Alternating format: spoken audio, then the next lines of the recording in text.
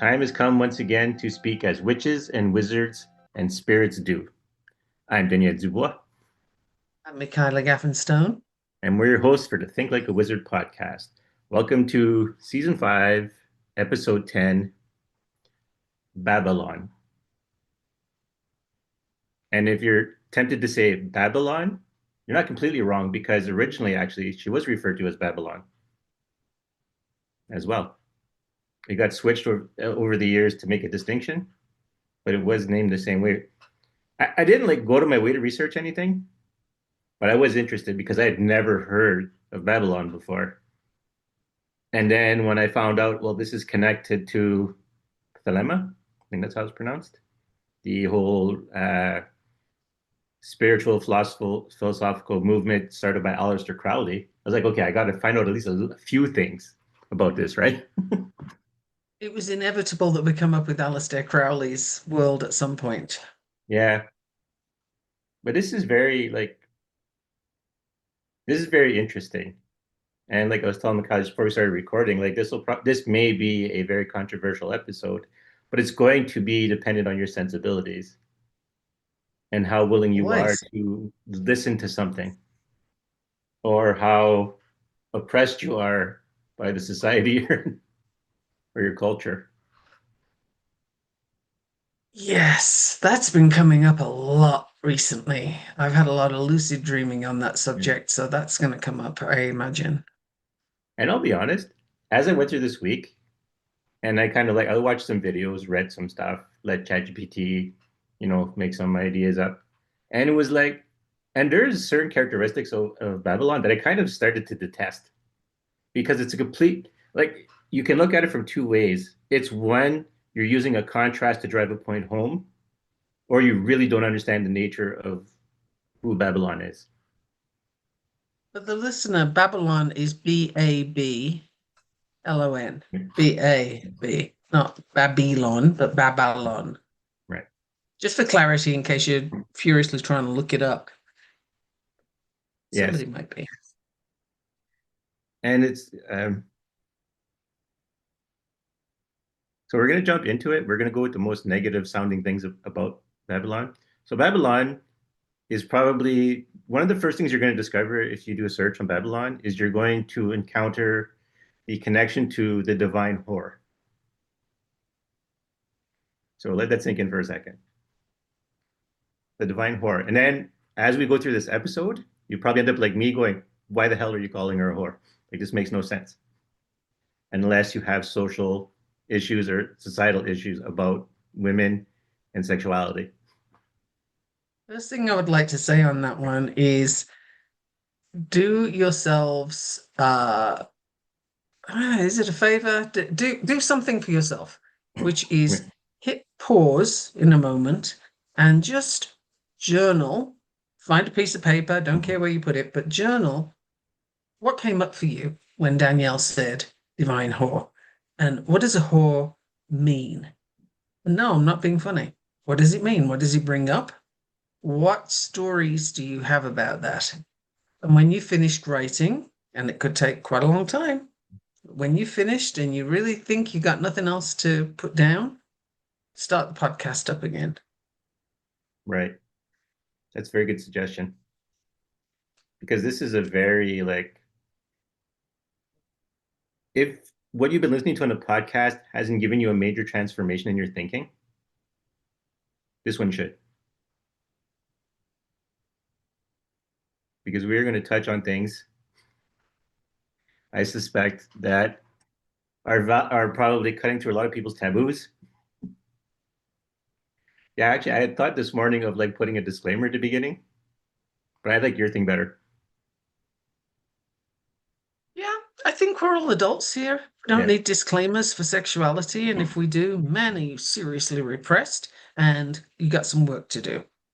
because we are in human bodies on the planet having human experiences, and a big part of that is sexuality. Right. It is the source of a lot of things other than just procreation, but absolutely procreation, right? That's there too. But what other things, what other needs does sexuality, does Right. sex fulfill? These are questions that why think about it for a moment. Why would they be taboo? For what? Who benefits from these taboos, right?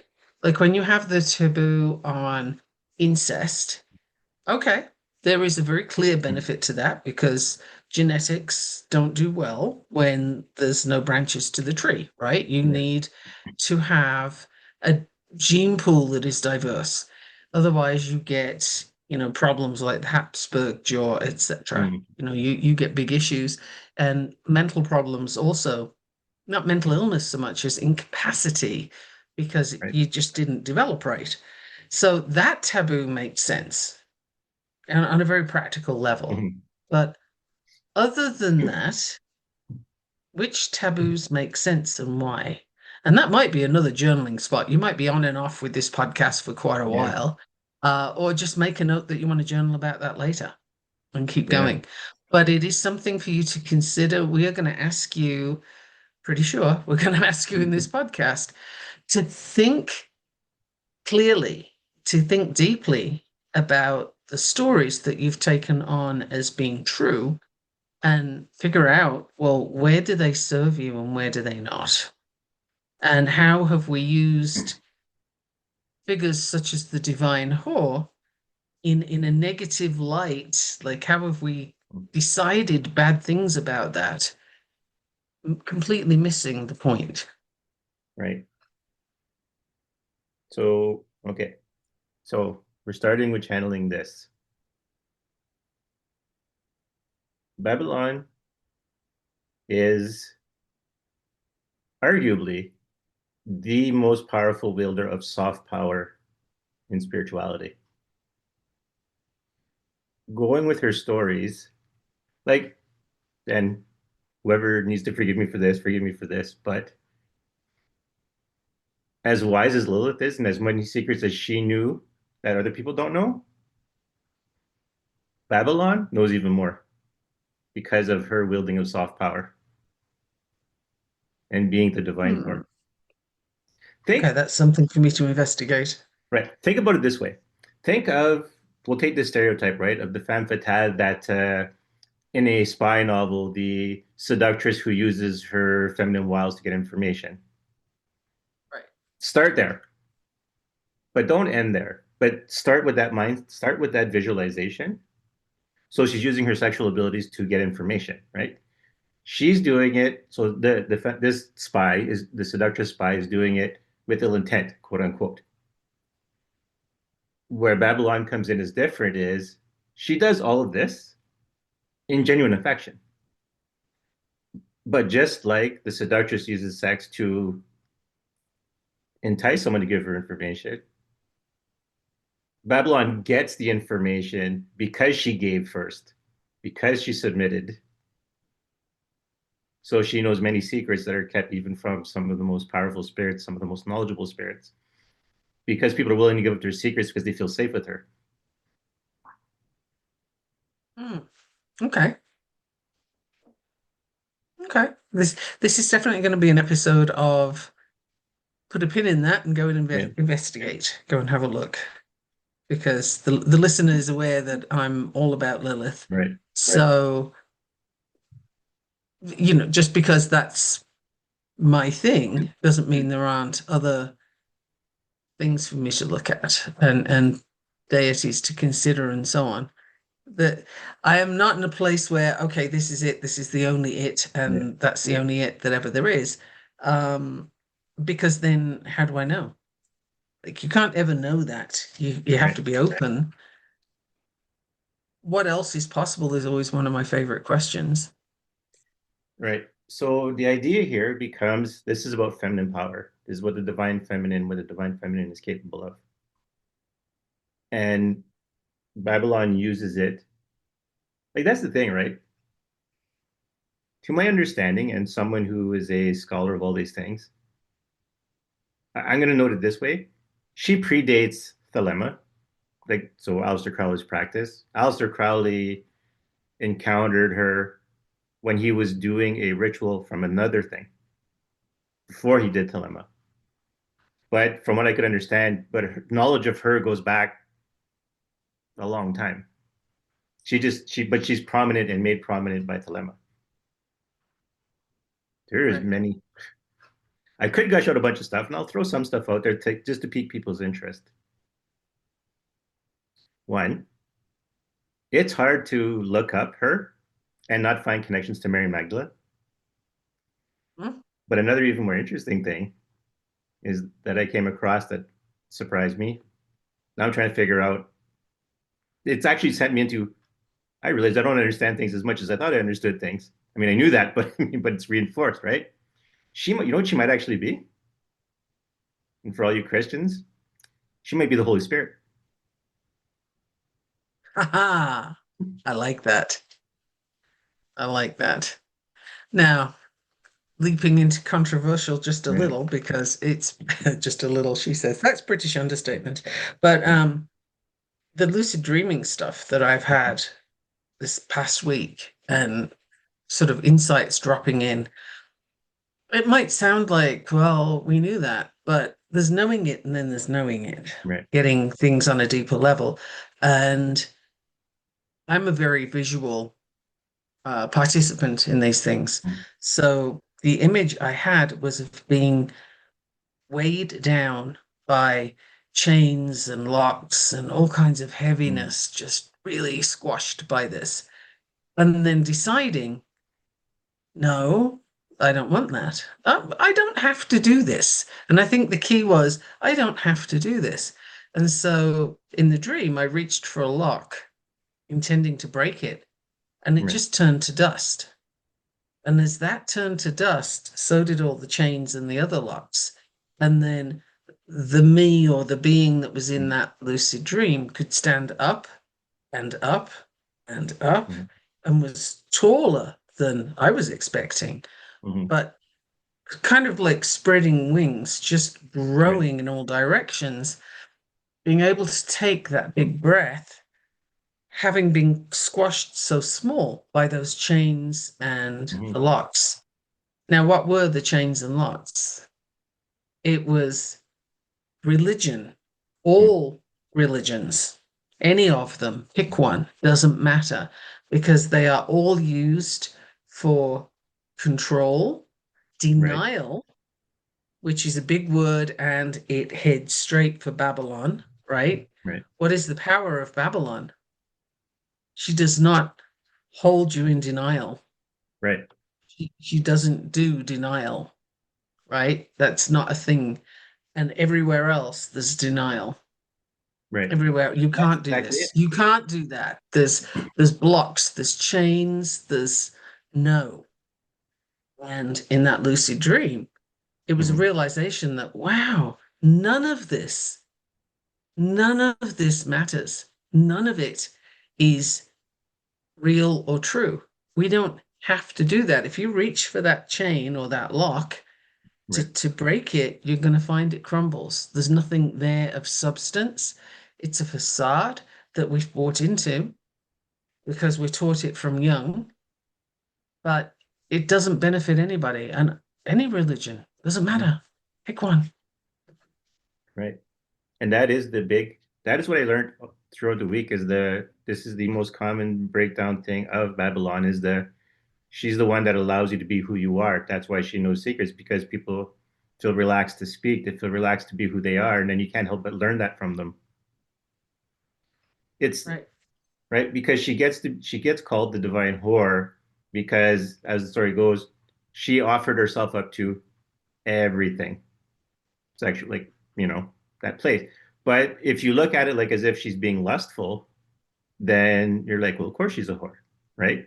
But if you look at it, she's doing it because she's loving and wants to have the full experience of that person and let them be who they are, then, and this is where I have the issue with whore, right? So she's not a whore. She's showing you love on a deep level and allowing you to be you. And that's where the, Now, you know, where, I would like to bring in there something that you just said, right, that if it was about lust, then of course she's a whore. Yet we don't say the same for men. So I would argue that that is still coming from right, the repression and the suppression right, from the patriarchal systems that we've all bought into to such a depth that it surfaces even when really you know better, because there is no reason for one sex to be right, wrong while the other one is perfectly fine. Like if a guy's lustful, oh well, he's red-blooded, he's got right, testosterone. There's of course the gods are screwing everything in sight, that's fine, that's what they do. But if it's a female, if it's feminine energy, then there are different expectations. That is patriarchal. So I was interested to hear you say that because mhm, I'm not throwing shade here. right, It's in everybody's psyche to that degree. You just gave a very good example of right, how deep it is. Because even though you're not buying into it being wrong, you're right, still buying into it being there. yeah, And I would argue it isn't. And this is the difference between the male perspective and the female mm, perspective, also, right? So it's good that we're both on the podcast. right. Well, that's always been the necessity of the Mhm. podcast, you know, and you can relate it back, right? Because as I've said before, right, my most strongest interactions magically with people I've been asked to work with are between male and female, like when there's a female, because that's when the divine male and female work together, and that's where you get creation of things. So it's Right. easier to do magic. And I was going to argue, actually, I was going to bring up because when we were first figuring out who it was going to be this week, and we ran into Babylon, the first person I was reminded of was my twin flame because she Aha. matched that description a lot of Babylon. And I'm like, wow, this really like really opened my eyes to a lot of things I didn't really understand at the time because I was in my own space with my own issues, and she had her own issues. And it was like, but all the most powerful magical stuff that happened between us is literally because of the sexual romantic connection energetically. And every deep Okay. connection, every most powerful moment was linked to it. So it sounds like you're getting a second cycle of Mm. understanding from that Yeah, experience. right. Like I'm revisiting it with like the holy crap, like if I had been in a better mind space, I really would have learned a lot of magic here. But I still know what happened and I still have memory of it, so I can still now use it going forward. But it was like, holy crap, like I was given like, as I always tell my the next generation of my family, like, I'm giving you gold and you're not picking it up. I'm like, I was given Fort Knox, like I just Ah, yes, totally but ignored it. again, Yeah. again, you are giving such a good example Mhm. of you pick up what you're ready to pick up. Right. If you can't carry that thing because you're not strong enough Mhm. yet, literally or metaphorically, Right. then you're not going to pick it up. So there's no wrongness there or oh, I missed out. No, you Right. didn't miss out. You got exactly what you needed at the time Mhm. in the way you needed it. And now you can go back for a second bite of the cherry, as it were, and Yeah. get more from that. Mhm. So no, that's fabulous. You can go get more. You're Yeah. stronger now and ready to pick up more. And that for And the that, listener yeah. is how it works with anything you're doing, anything in life, whether it's mundane or spiritual. The stronger you get, the more you can receive, the more you can see, Right. the more you can handle.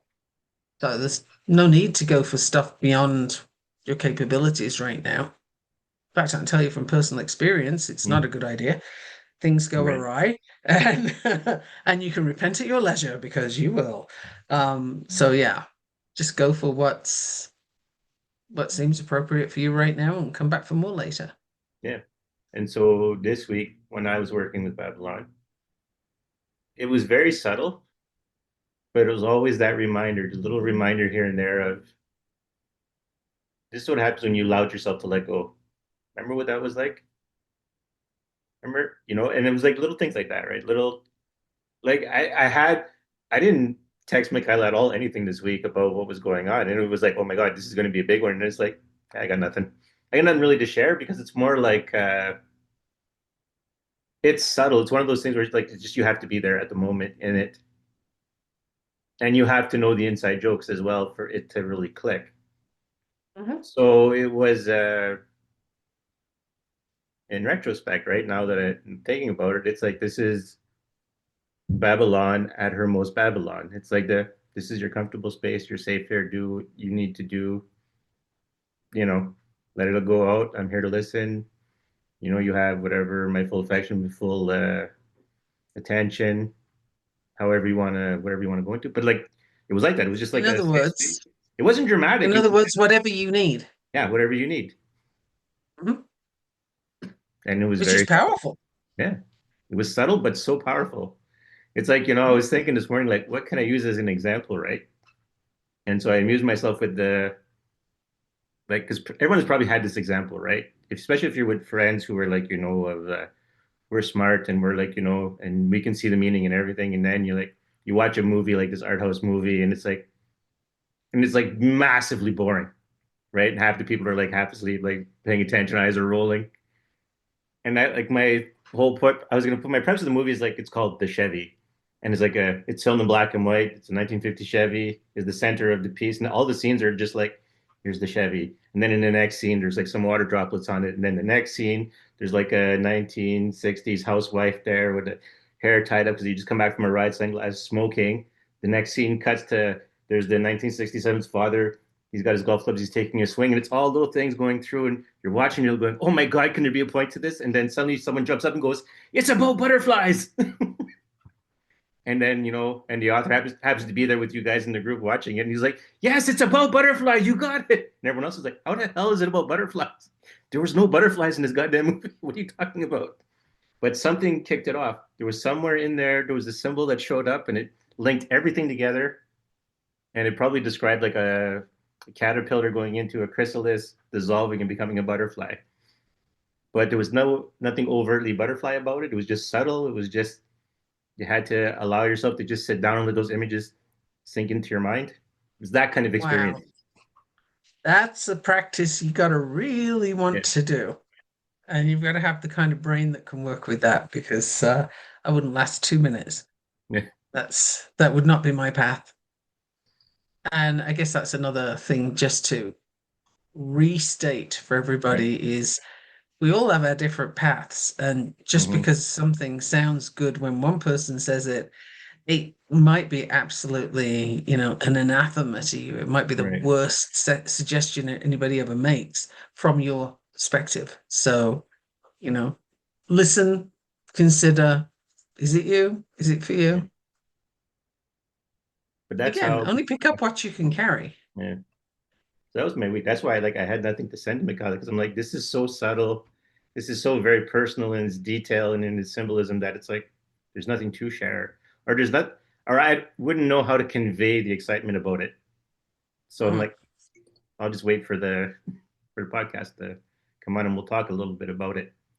But that's one of her gifts. That's her gift, basically. That's what makes her probably one of the most powerful users of soft power because of that. She didn't force it. She just provided the space and let me do whatever. Because that's soft power. You're convincing someone potentially, maybe even with more hard power than you, to do what you want or to align with your goals. And you can't force them. Hmm. Okay. Not quite getting the same read on that. Well, that's fine. That's why there's two of us. Oh yeah, yeah, yeah. No, I'm just trying to get some clarity on what it is. It'll drop in. Yeah. It'll come in a bit. Keep talking because there's usually Right. something you say and off it goes. So I'll jump in when it does. Right. But there's something there that's Mm-hmm. gonna come up. Well, maybe this will help it. So, part of my issue with using, do we mention this last episode? I had an issue with like I don't like to use romantic love in my practice. We talked about it. I can't remember if it was podcast or outside Yeah, of I know we talked podcast. about it, but I don't remember if we talked about it in the Yeah. episode. But anyway, so if I haven't talked about it on the episode, because I haven't reviewed the last episode yet, but I have a thing where I put after my experience with my twin flame, that was it. I had put an end to. I'm not doing romantic love and anything ever again for, you know, it puts you in sticky situations. You put yourself out there, you're vulnerable. People usually don't like that concept of, wait, what do you mean there's a divine thing happening? And you're like, it's like, I'm not touching it. I'm just going to do what I need to do for you and stay out of it, which is a difficult way to do things spiritually. If you take your emotions out of it, it's hard to make the connection. Mhm. So, but so all this week was just basically about like, think about every time you've emotional or romantic love feelings came up where you didn't do anything about it, where all it was that you just became fond of someone in the end because you knew it wasn't going anywhere. You just that's just your reaction to the person. You didn't do anything for you. You didn't push anything. It just if nothing else on the most positive spin, it just made you more fond of the person, but it never pulled you in that direction to do more than that. But it did open a view of things, Okay, thank you. Yes, that was it. You used the word control, right? I believe, for The concept was there anyways. yes, of soft power directing you, if you will, to the outcome Right. that the wielder of the soft power, if you will, Mhm. was looking for. I disagree. All right. That's not what I get from that. The power there is Hmm. precisely in the lack of control. It's in the desire not to control, Right. but just simply be open to what's needed, what's available, what's there, with no control. And I think the issue of control is big feature. Right. Um, I'm getting that that's even a theme for today is what is the role of control? Where does it get in the way? Because here's the thing. Oh yeah, here we go. Yeah, that's what it is. It's the control thing. We Right. don't have any. And it's not important enough to deities to want to control anybody Right. or anything. They're not looking for control. That's so pointless because they're capable of far more than that. So why would they bother? Right. It's a tool that we have been told is important right from when you're very young. Control yourself, don't say those things. Control what you're saying. There's a lot of self-control. Willpower gets used as Right. something that it totally isn't. Like it's a Hmm. spark plug, it's not the engine. You Right. can't use willpower to make everything happen. But we have a culture of force and force Right. in a way of control, right? That this is going to happen and I'm going to make it happen that way, and so on and so forth. And what I'm getting very strongly is this is exactly what it's not about. There is no control. So that is actually, it sounds subtle, it sounds like nothing that much. It's huge. Right. Dealing with you have no control of the outcome. So you don't even have control of the path. So what are all our plans for? And what do we do with those plans if not control? Ooh, that's actually a very big question. Yeah. Well, for complete honesty or complete disclosure, I knew I didn't have the vocabulary for it, so I handed it off to you because your vocabulary is more conducive to hitting that note than mine is.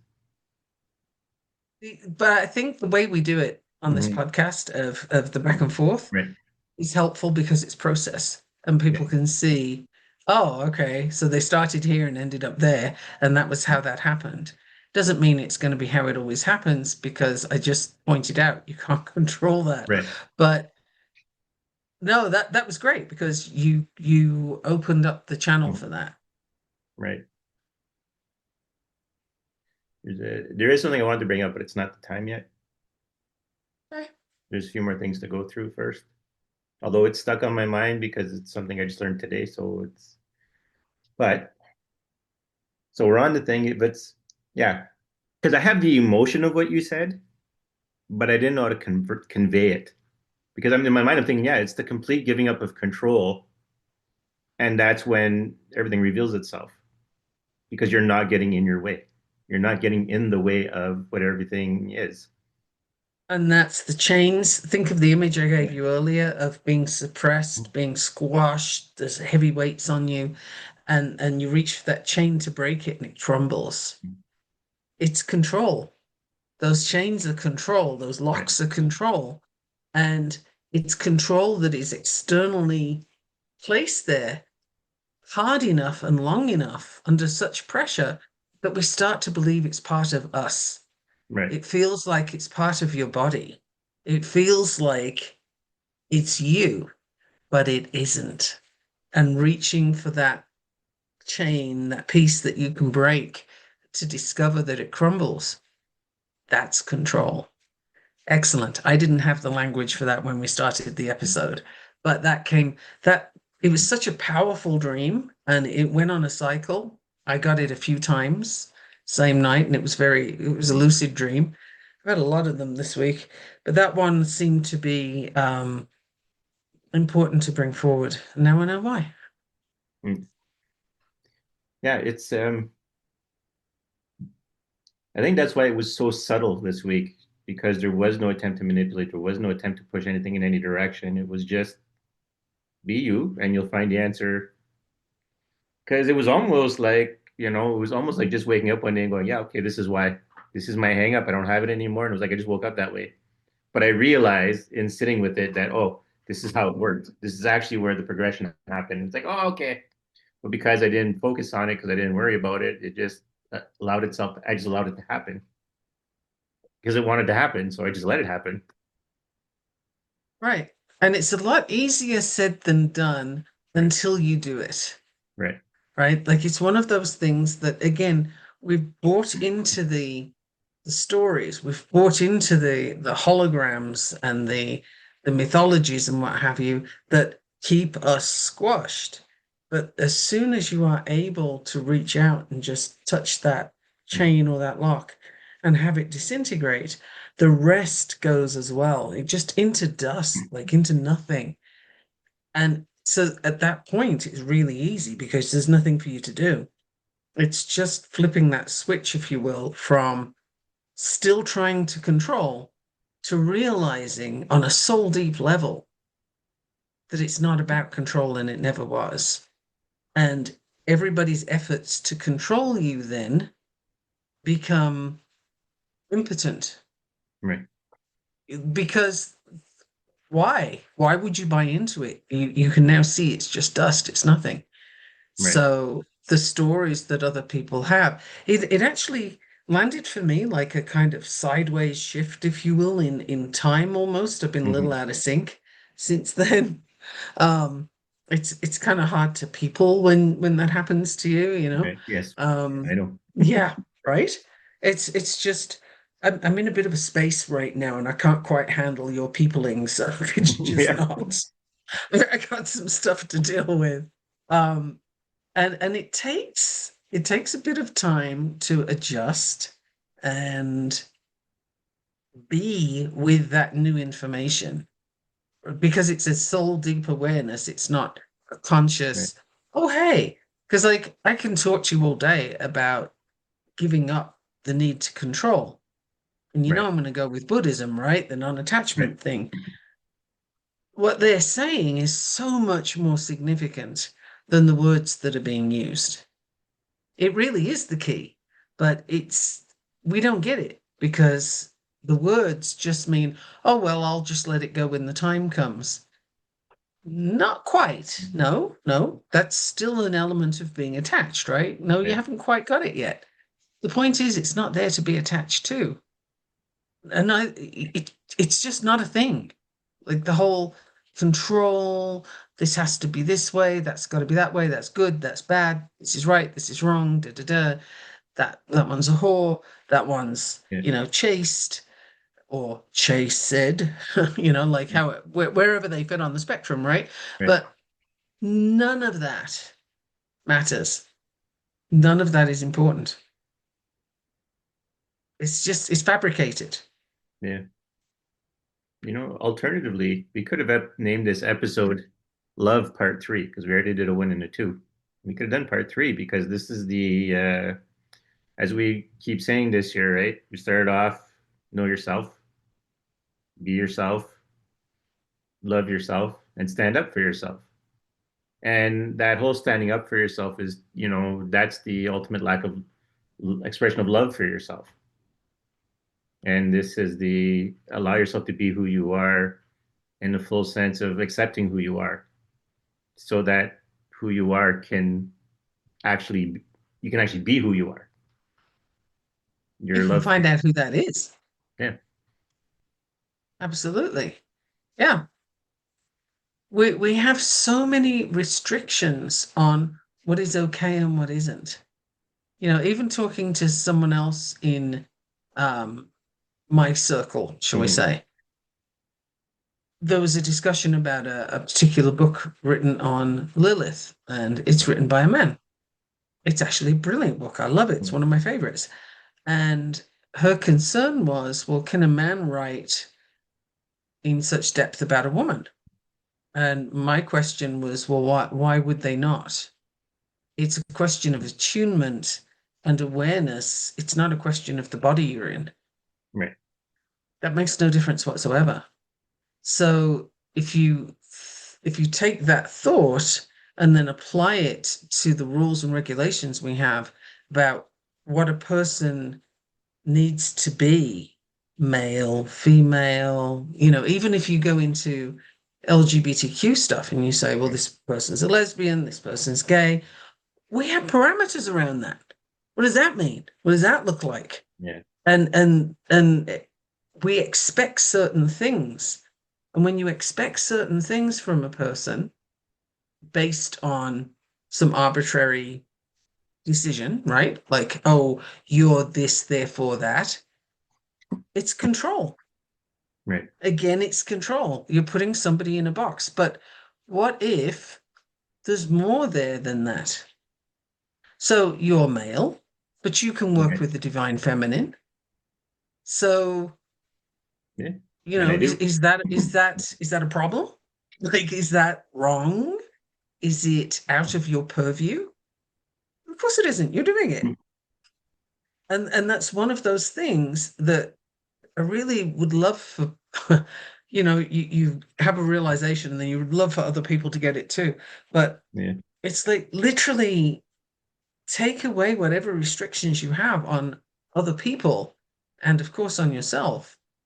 What else is there? What else could they be doing? Mm. Must they be female to write about a female? Must they be male to, I don't know, like football or whatever? And Right. full disclaimer, no, I Yeah. love American football. Big fan. So, it doesn't matter. We have rules about that though. I can tell you a ton of times where I've had a conversation with somebody and they'll say, "Oh, you like football, Mm. but you're English. You mean soccer, right?" "No, I mean American football." Mm. But you're a woman and you're English. You can't like those things. Where the hell did that come from? And that's just a Mm. very superficial rule. When you get into the deeper rules about who Right. has what role and who can do what and who is restricted from Right. what kind of magical practice, what kind of spiritual practice, who is worthy and who isn't. Pardon me, but who the fuck are you to decide any of that? Mm. Like, it's not ours to decide. And if you Right. can let go of it truly, you're freeing up so much energy. And it'll be quite a shift when it actually clicks in for whoever's listening. Like Mm. this is my experience anyway. So I imagine I'm not alone in that. That it's literally like you just stand next to yourself. Right. It's it's yeah, Mm. it's almost parallel universe stuff, but it's just a shift. I could describe it that way. That's my experience. Having a very quiet moment here. I'll talk it through. What I'm stuck on is one of the things I came across while I was listening to videos of trying to get some of the bit of her historic parts. And there was a discussion of like some people are saying there's an ascension of Babalon coming right now because of, OnlyFans and other social media sex work that's happening right now. And the person who did the video was like, but that's a misunderstanding of her. And I'm like, well, yeah, everything I've learned so far until I saw this video is yes, I would understand that's a misunderstanding because some people who have a magical practice who have also an OnlyFans are invoking Babylon. And yeah, but it's not the idea, but it's a focus too much on the sexual aspect of it and not the underlying reason for the sexual aspect of it. You're looking at the coat and not what's Right. underneath. Yeah, Yeah. because it's actually it's not really a red herring, but Mhm. it's not the point. Right. It's totally not the point, but it's also where most people get hung up Yes. because we have that conditioning of, women can't be into sex. It's a bad thing. They have to have restrictions on it. It's got to be, only here and not there. And Right. some religions have a lot of rules Hmm. around when you can and can't have sex and with whom and under what conditions. There's a lot of rules on this. Again, not really necessary, Right. Well, but and who imposes them? It's not the right. woman herself. But it's because I'm trying to figure out what Babylon is trying to say because she's silent, but she wants to say something and she's waiting for the right moment or she's waiting for it to come out on its own. Right. Yeah. And so the idea of basically giving the ultimate freedom giver, putting rules on her or rules on her work is the issue. I would say even describing it in terms that could be construed as right or wrong. There Right. is no right or wrong. This is the part that's been driving me nuts since I started working with her because it's like I keep coming over that the idea it keeps getting repeated the divine whore the she had sex but it's like that's drawing away from what's happening. You're taking one of the superficial qualities of it and making that the whole thing instead of looking at the whole big picture of it and what it's actually giving or Or what's actually happening. Yeah. even if it's a direction to the vehicle of how Right. something is happening, the vehicle isn't the point. It's, is your car the point or is the destination it takes you Right. to the point? So I would say Babylon defies description in our terms when we use right and wrong, Right. when we use those terms for control, right? This is right, you can do it. This is Yes. wrong, you can't do it. This does not apply. It's like seeds that fall on sand. They won't grow. It's not real. That's the wording. Okay. So this is coming from Babylon directly. Don't use what I do as a method to give you control over your weaknesses. That's the words. I don't know. Now, I'm going to be clear that weakness is not the intended word. It's a placeholder to get you to where you need to be. Mhm. But the main thing being, don't use me to oppress. Right. Don't Also, use don't me try to and oppress. argue your own self-oppression. You know, yeah. Don't use me to justify your self-oppression. Don't use me to justify oppressions of others. Don't use me to, yeah. Don't use her to harm yourself or to harm others, I guess is in the end is the way to go with it. I just had a lovely sentence drop in. Is it? Don't use me to validate your bullshit. That's what I got. Definitely, yes, that is a good one. That is absolutely a great sum up for that.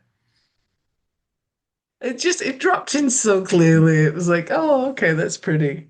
Yeah. You know, people listening should really start paying attention to how wording comes out because you'll see where how me and Michaela think, what words drop out in what ways, Yeah. and you'll see our contributions to the podcast. No, it's pretty funny. Usually I get visual, but every now and then I'll get words, and Mhm. sometimes they're even audible. And that one just came through crystal clear. It was like looking at a river rock in a very clear stream. It was so visible. It was so clear. And that was exactly what needed to be said. Yeah, Don't use me to validate your bullshit. yeah, that's as about is the best way to put it down as you know, because frankly, I was hung up on the idea of not wanting to sound negative. So the clear cut, just don't use me for your bullshit. Mhm. Yeah. Yeah. And that actually opens up a lot of discussion, I would think, for people. And even if they're just talking to themselves, it's fine, it's Mhm. cool. But where are you buying into the places that control you? Where are you allowing it to be a suppression of what else is possible? What else could you see? And it's not, again, come out of the mundane. We're not sort of saying, hey, go screw around and have a good time. I don't care. That's whatever. You do you, right? Like that's not the suggestion. That is to again look at the wrong thing. Right. This is illustrating where we allow stories of this is right and this is wrong Mhm. and you can and you can't and restriction gets in the way. You can't see past it because somebody put it there as a block and said, don't go beyond this point. Right. There's a meme that goes round every now and then with, I think it's a donkey, could be a horse, can't quite remember, but let's go with donkey, Mhm. tethered to a plastic chair, a really lightweight plastic chair. Mhm. And the meme usually says something along the lines of, you're not as tied down as you think, or something like that. But Right. the point of the image is this huge beast is standing still, thinking it's stuck, Right. thinking it's tethered. But actually, if it just took a step, the chair would move, right? Yeah. And the tether would probably come undone. It's just a very lightweight plastic chair. But to the animal, it stops it from moving. Yeah. It's That's a barrier. It's a story that it believes, oh, I can't move because I'm attached to this. yes. And it can't see anything else. Yeah, that story. Usually, people the story you told. Usually, I've heard it a lot of times where it's how elephants are basically kept. When they're young, they're tied with chains, and when they do struggle, they can't break free. But as they get older, they're just tied with ropes because they've already given up. Right. And beautiful example, Yeah. because that is what is happening. Oh my God, this is powerful. That is what is happening spiritually, has happened, continues to happen to us as a species. It's we do it to ourselves. We allow it because we are so convinced that that is the path, that is correct. And some people with the best will, the best intention, will perpetuate that because they were the baby elephant that couldn't Mm, break free. And now they right. believe it to be true. And that is our problem, is we believe these artificial restrictions to be true. And there's Yeah. so many of them. There are countless of them because each one leads to another one. We have block upon block upon block that keeps us small, keeps us from being able to do really what we came here to do. We're trying to remember what we came to do.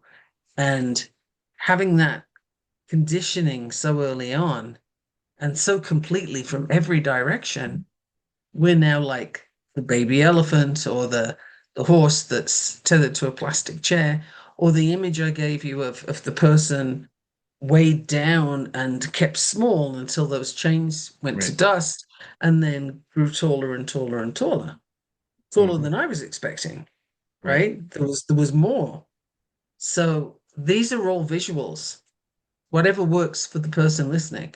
But that's it. We are buying into this stuff on so many levels. It's not just, oh man, I can't make more money. I've got these money limitations. That is bullshit. No, you don't.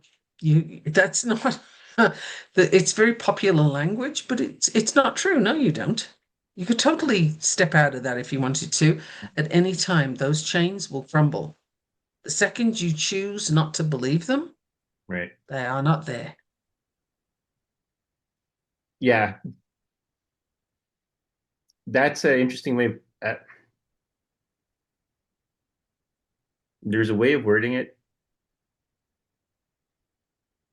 because you're right. Like, if you think people who are successful, like I just look at examples of people I've seen who have made money, who have started off like on welfare or whatever, and then ended up, you know, making lots of money and stuff. And it's, yes, a lot of people may not make that sacrifice in personal happiness to gain the money. Like, because a lot of times when I see that story, right, the people are like, they're okay with dropping their friends, they're okay with not hanging out as long as they can go to work and make money, and they'll put things aside to acquire money.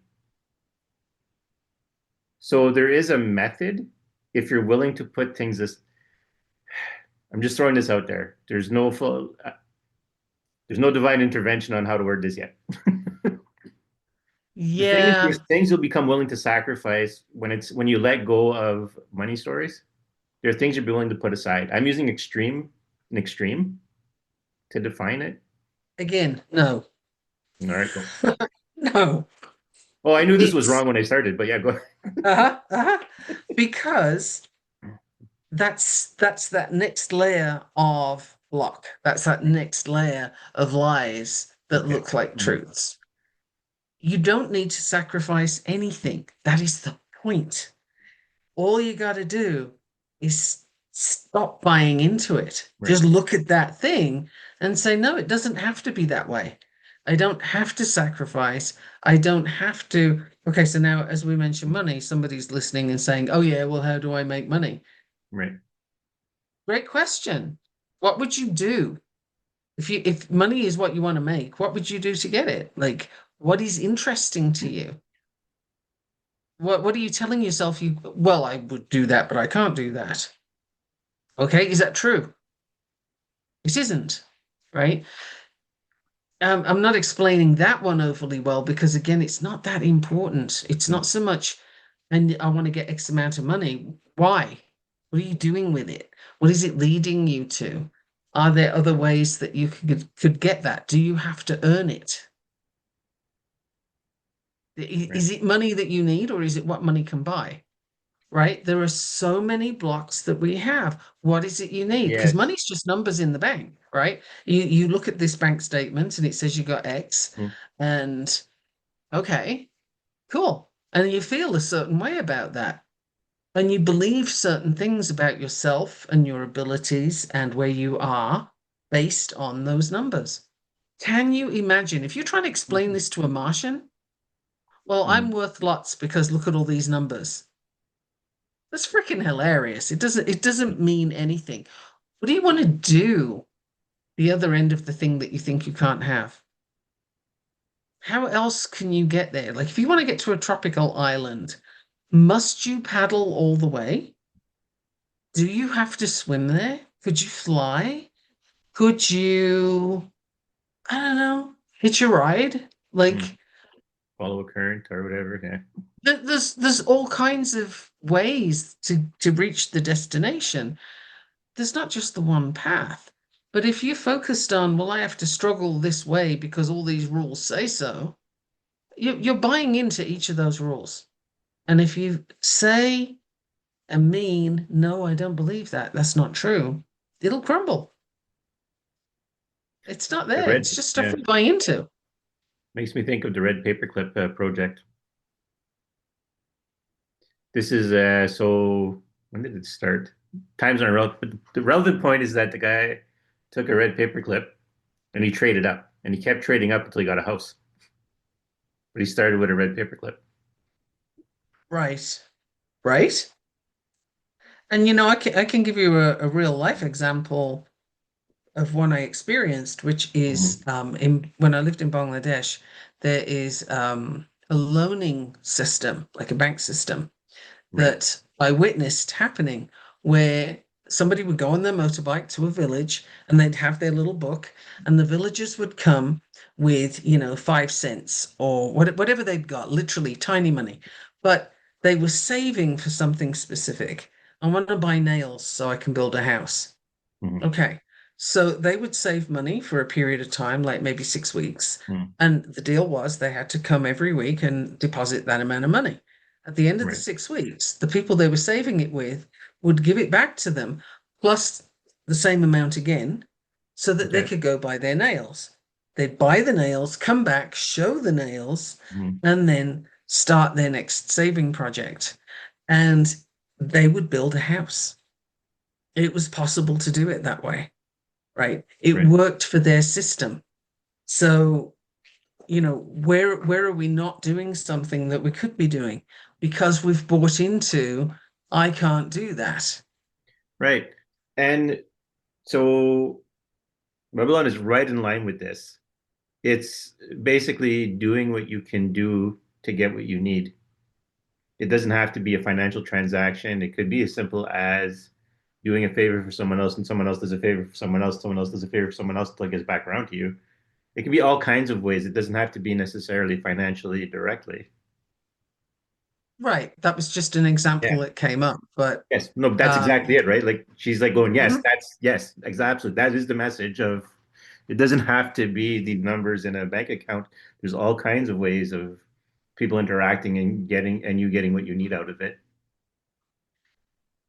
It's giving up the control of what it looks like. Hmm. It's giving up the belief in other people telling you you can't, subtly or directly. And it's absolutely giving up the notion of this behavior is right, that behavior is wrong. Now, okay, some smart ass just thought, because I'm getting it, Right. somebody just thought, okay, so does that mean I could go around killing people? All right, here's the thing. You want to do that, you'll get the consequences of it. Is that really what you're here to do? Is that the point? Some things shouldn't need to be ruled out as a bad idea simply because they're not necessary to do. Do you need to go kill someone? No. Why? It's not necessary. You're now controlling their outcome.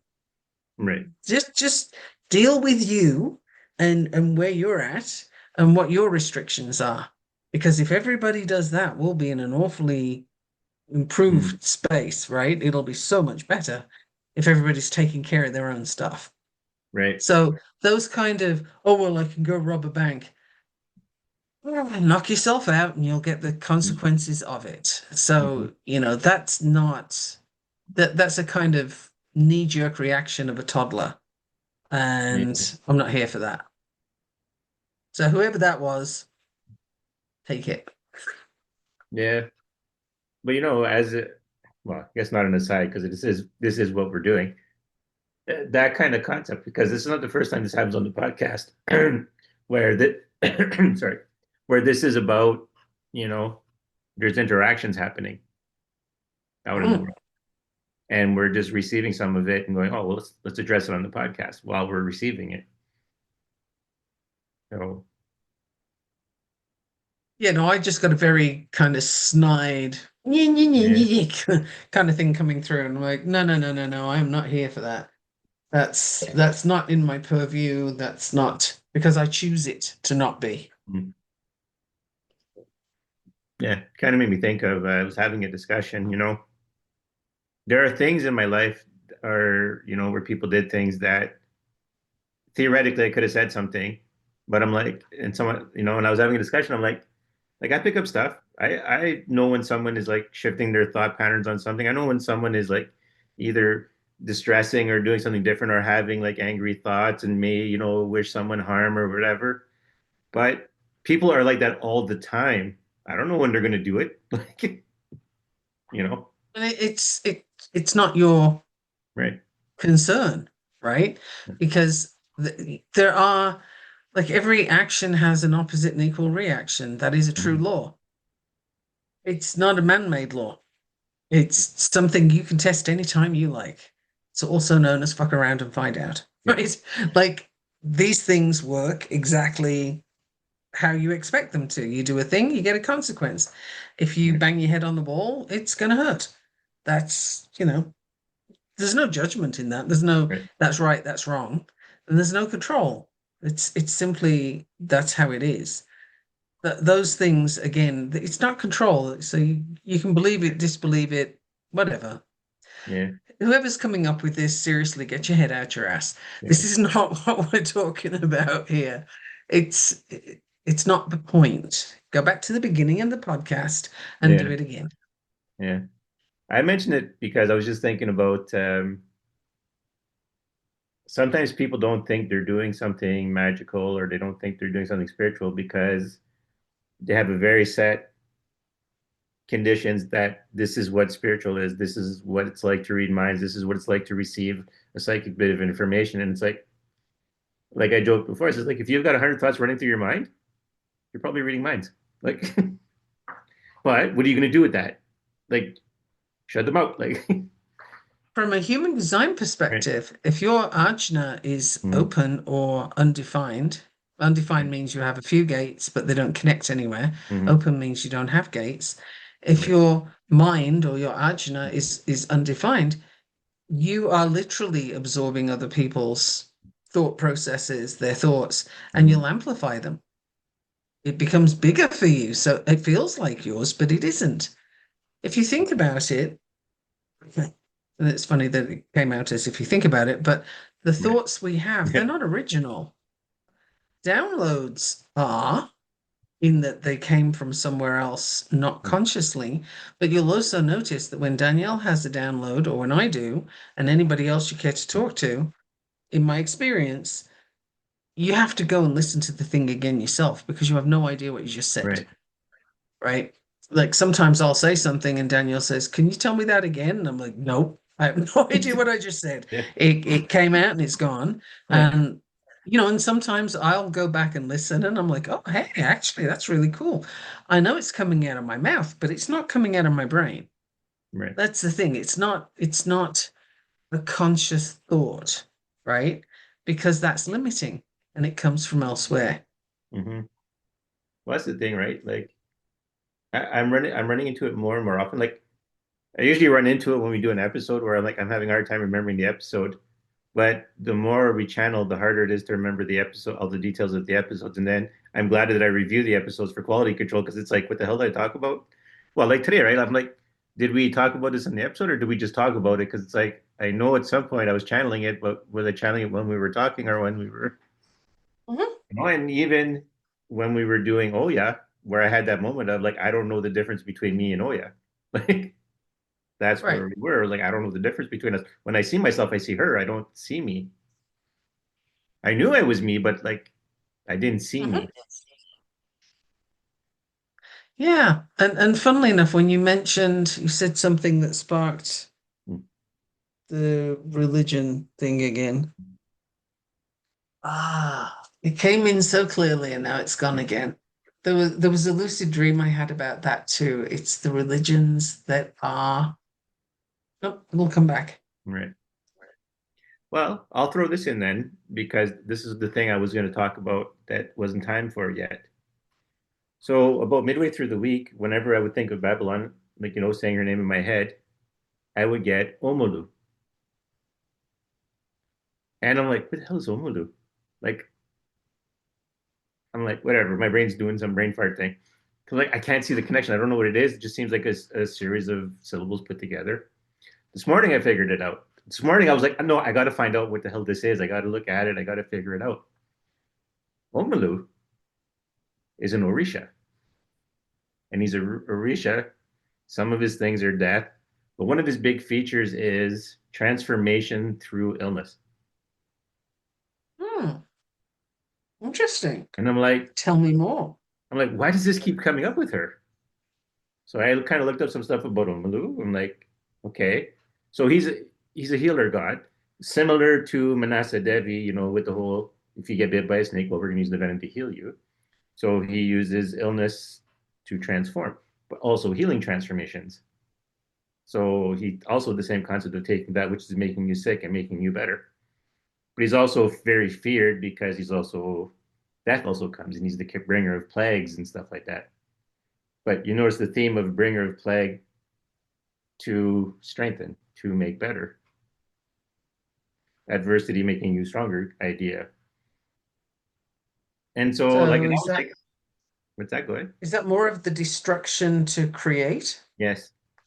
Okay. And I'm thinking, okay, well, how does this connect? And I'm like, and kept coming to my mind, like I got stuck in that trap of once again the divine horror idea and the spreader of disease. And I'm like, Christ, I'm like, this is not about STDs. Like, we're not going there, you know? Oh my goodness. So then I'm like, actually, I ran it through ChatGPT, and ChatGPT goes, well, here's several options of what it could mean. And I was like, option three was about feeling shame. So it was about shame, like as in an illness weakening you. Okay. And then I thought, yeah, you know Shame what? and blame. Yeah. Shame and blame are the lowest vibrations you can operate at. And I thought to So, myself, right, like I says, one of the reasons that's preventing me where I put the limit on using romantic love as a source of, like I said, my magic is love powered, essentially at its core, and I'll do platonic and I'll do familial, and if you want fraternal or whatever. But I refused after my twin flame. That was it. No more of these, using romantic love as a any kind of thing for magic. Well, part of it was a shame, part of it was embarrassment, part of it was like I don't want to be in that position again, where I'm doing this from that position, and the other person is like, "What kind of weirdo are you?" Like all those kinds of things. And so I was like, okay. so part of the subtlety of the work was, well, you're making yourself sick in your soul because you're refusing to use the one source of magic that is very powerful and transcendent. That's part of your nature because that's the magic you were using up until now. You just didn't completely realize it, and you're making yourself sick with it. Because it's true, I haven't been taking care of myself. I've been divorced from the material world for a long time. I've gained weight, you know, uh, in the gaining of weight, that's not been very good for my health. And it's like I'm making myself sick by denying that whole aspect. And I thought, shit, there's your combination right there. Again, if you have a restriction on something in your life, I will not do that, right? Even though there's no problem with it per se, like you're not talking Mm, about ending somebody's life, for example, that's problematic right. simply from consequences. But you Yeah. know, this thing that you've decided, well, I got burned last time, either you burned Right. yourself or somehow Right. you were seriously discomforted. I don't want to Mm-hmm. do that again. There goes up a barrier.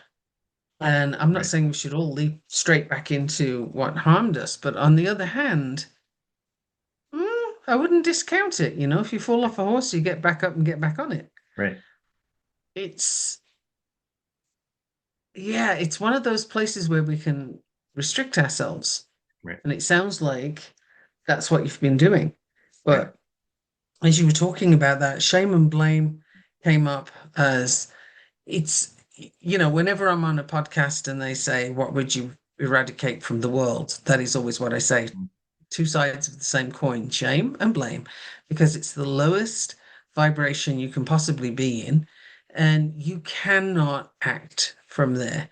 And this is also part of the control. This is Right. control in its essence, Right. actually, because if you are blaming someone, then you are not taking responsibility. You're taking the power that responsibility gives you, and you're giving it away, and not nicely, right? You're just giving it away, though. And then if that person accepts that blame, now they're in shame. Right. and they can't do anything because they're too busy being weighed down by the bondage of this shame, this Yep. blame that's been put on them. This is very low vibration. Now, most people have heard of the law of vibration by now, the law of Mhm. attraction, Right. however you want to look at it. It's what you put out comes back to you. Or if you like, what goes around comes around, however you want to phrase that. But we all know these phrases. If your vibration is low, if what you're looking at is the mud on the ground and not the beautiful blue Mhm. sky, if you're focused on what you don't want and what's wrong with your situation, that is exactly what you'll get more of. Yeah. You'll miss the other stuff completely. So, and it's a control thing, right? Like if you're blaming someone, you're controlling them, or you're trying to. Yeah. That is literally the aim of it is I want to make that person feel badly. They did something they should feel bad about. Or if you blame yourself, oh, I'm now going to go beat myself up, right? Like I'm now going to be really hard on myself about this. Where's the merit? Why would you do that? Anybody, why would you do that? For what? Where is the brownie point? Yeah. And that's the very interesting thing. I'll share this. I had a discussion with my mother. We were talking about, I said, you know what, you and dad, the biggest gift you and dad gave us, right? And you both did it, is you gave us the ability to give our all for someone we care about, and stick through them thick and thin and do whatever work needs to be done. I said, that's very good. I said, but you know what you didn't teach us? When to stop and to allow people to do it for us as well. You didn't Hmm. complete the lesson. Okay, but was that said in an informative way or in a blaming way? Informative. Yeah. Well, Was I it was I was received? also half humorous too. Was it received in an informative way? Yes, for the most part. I'm sure there's some Okay. lingering thoughts kicking around. Uh-huh. Because, that one of the things that comes with being a parent is you have Yeah. a built-in radar for being blamed for things. Uh, And yeah. that Well, again the, is the part of the setup human around it condition. was a lot of releasing stuff in Okay. the conversation. Hmm. And again, it's entirely up to you how you do your things, but I'm just drawing your attention to Yeah, yeah, pathways, yeah. right? And how sometimes it's not, we often talk about being clear in your intention, Mhm. and sometimes even then it can be misconstrued and go sideways a little bit. It was germane to the conversation. I'll put it that way.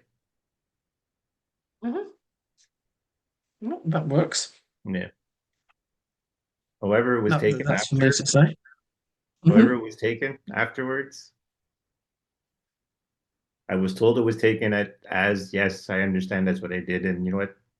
I'm glad you recognize it. Like, because I didn't say it with any ill will. I just said, yeah, this is what the thing. This is how it was. Hmm. Like, like I said, right? Like, one of the things we discussed in the podcast is like we use certain words, but it's not necessarily everyone else uses those same words in that way, in the same way we use them because we've done work, we've done so we don't see the words the same way. The whether or not the words were seen the same way, that could be different. That Mm. could be different. Yeah. Actually, that's kind of important Yeah. to what we've been saying as well. Sometimes assumption, there you go. The word Mm, assumption came in. You assume that what you heard is what was said, right. and sometimes it isn't. That's interesting. I don't know where that one's going, but But it is very whoever or important whatever that's for, it's going somewhere. because I made a period of my life where I studied this whole idea of how conversations go wrong. Mhm. Where you're talking about something perfectly innocent, and all of a sudden the other person's mad at you, and it's like, well, what the hell's happening here? Like, I don't remember saying anything bad. So I would start to actively stop people and go, whoa, whoa, hold on. When did you stop? When did this stop being a pleasant conversation for you? What were we talking about? you know, try to Right? figure out when did this stop being? And then usually a lot of times the person will be like, I don't really remember when it stopped because they got triggered by a word. like it was kind of a subconscious reaction to a word. Mm, don't know. That's The kind word of interesting. itself wasn't I like your offensive. It was, question though. yeah.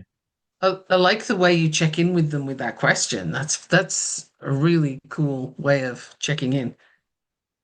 Yeah, well, I came to the point because I can speak very passionately. Sometimes I'm loud and stuff like that. So I'm like, okay, I probably did offend at some point. So at least I'll cover my bases, and hopefully this will help them cover their bases too. But like, when did this stop being pleasant for you?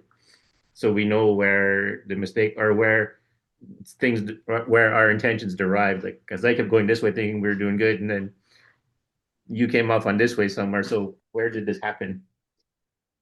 Right. Where was the misunderstanding? Yeah. Mm, But that's the part, interesting. right? Is it fits in with this week, right? Because it's the not judging, it's not being angry, it's letting the person have their emotions and be where they are because you want to know where is it. Like you're looking to solve something. You're not looking to prove you're right. You're not looking to accuse the person. You just want to remedy the situation. And then there can also be a recognition that it's not it's not for you to control Right. particularly. So yeah, that keeps coming up. That wasn't as clear as some of the stuff we said earlier. I'm getting images of weeds right now. I think we're kind of sidetracked from something. Well, I Go mean, back we are. go back to what you were doing. There's Yeah. there's something you had a path. What was it? All right, now I'm lost here. Johnny on the spot. Yeah. Well, because I started going down a road in my head about we're hitting a fine balance between what power is and how we view it and what to do with it. There you go. That's getting us back on track. Yeah. And when you said that, when it kept coming up over and over again, it's like, okay, we're misunderstanding power. And I know because sometimes when use the word power, like when I said soft power today, I was like, that's not the friggin' right word. Uh-huh. Even I know I'm doing this wrong. Like even I know this isn't the correct way to go. But we need to do something, and the words have to come out somewhere. So we need to push it along. So if we have to start with, and I've done it a few times already this episode where I said like, I know this isn't the right word. I know this isn't the right way Uh-huh. of saying it, but we got, but this is going to bring the words out. So we're going down this road anyways. Right. Yeah, basically I'm just getting that power is when you let go of control Hmm. or the need to control. I guess that's the key part is the need to control. Like we want other people's opinions of us to be a certain way, Right. hence following the this is good behavior, that's bad behavior. Oh, I don't want people to think I'm, this way or that way. You've got stories about what that might be, but you have no control over that anyway. It's an illusion. You, Yeah. you might think you can decide how other people think about you, but give it 2 seconds thought and you'll know you can't. Yeah. It makes me think of what, like I said at the beginning, right? I get kind of all through this week, I kind of got frustrated every time I'd watch a video on Babylon. It would be like, would you quit describing her as a whore? That's not what she is. I get it's being Right, used to paint a picture to try to bring people in. And yes, a lot of the videos still like then brought you into that and then it's okay, that's the wrong way of looking at it and I'll look at it this way. But it's like it's almost like could we just quit doing that to begin with? Could we quit using that right. tactic? Can we use another Yeah, there's a tactic? there's a fixation there, and the point is that the fixation is incorrect. Right. Because even It's when I said it it's earlier and looking then at the wrong thing. yeah. Because even when I described it earlier and then you redefined it, it's like, yeah, that's what we need in this episode. That's what needs to happen. And even if I have to use the wrong words to get it out, then that's what we're doing. Well, I think the words that you used though are the ones that other people would be using. Yeah. So they'll recognize what you said. Yeah. And then What, hopefully yeah. shift to something another possibility. What Hmm. else could that be? How else could that be interpreted? Yeah. Um, yeah, Like, like instead of describing her as the divine feminine who gives space, or gives you a space to be you or something like that, it's all these negative words. And it's like, It's like when you see someone get picked on so much, you start to feel bad for them, and now you want to defend them. It's like, could you quit calling her that? Yeah, this is indicative of the problem when we write stories down Right. and when we language from a limited Mm. perspective, right? Because how are you going to describe the generosity of spirit, the generosity of self? Well, that's too much. Nobody does that. It must be wrong. What word can we use? Right. He's female, whore, Mm. right? That's a fairly easy to follow process. Is it accurate? No. Is it true? Also no. Does it Right. sound plausible? Yes. Right? Like because that's what we've come to expect. But it's missing the point Right. of why, what is happening there that is so valuable that she's willing to do it. She's willing to Right. be that power. She's willing to be that flow, despite all the negative press, if you will. Right? Like it's why would you do that? Because it's so important. Right. Right. So what is actually a very loving entity is now painted in someone who is superficial and having bad intentions. And it's like, no, that's not what's happening here. Doesn't speak well of us, does it? No. As a species. Doesn't speak well of us when we do that. And that's probably like a big message in this one. Our interpretation of things, like, even like the last episode, Ymir is killed and turned into Earth because the gods don't like what he's doing. But Ymir is the first being in the universe, or the first living entity in his stories, right? So it's like Ymir is doing whatever Ymir wants to do. Ymir has no one telling him what to do. Ymir is Ymir, or not a he because he's both. But you know what I mean? It's like, Mhm. and then the guys decide, no, this is a pain in the ass. Let's do something. Like, so it's a good example of something was fine the way it was. You just didn't like it, so you changed it, Right. whether And that was I good think, for it or not, you know, or whether it was the well, right thing or not. the more often we interpret things, the further away from the truth it gets. So, yeah, something's hovering again about religion that's just, I'm getting the same image, but it's just not landing for me right now. Well, all It week, may. yeah, we discussed a little bit of it after the last episode, and all week, every time I did research, I'm like, you know what? I didn't have a full-on hate for Christianity, and I still don't have but its interference in stories and in spiritual growth, basically, because this is what it is. It's basically almost Christianity is almost antithetical to spiritual growth at this point. Whether it started off that way or not, it's evolved into being antithetical to spiritual growth. Hmm. Yeah, you're bringing that image clearer. It's getting closer. I'm gonna unload on religion in a minute.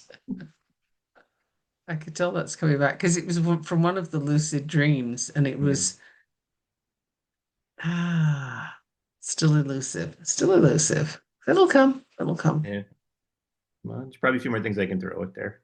Hmm.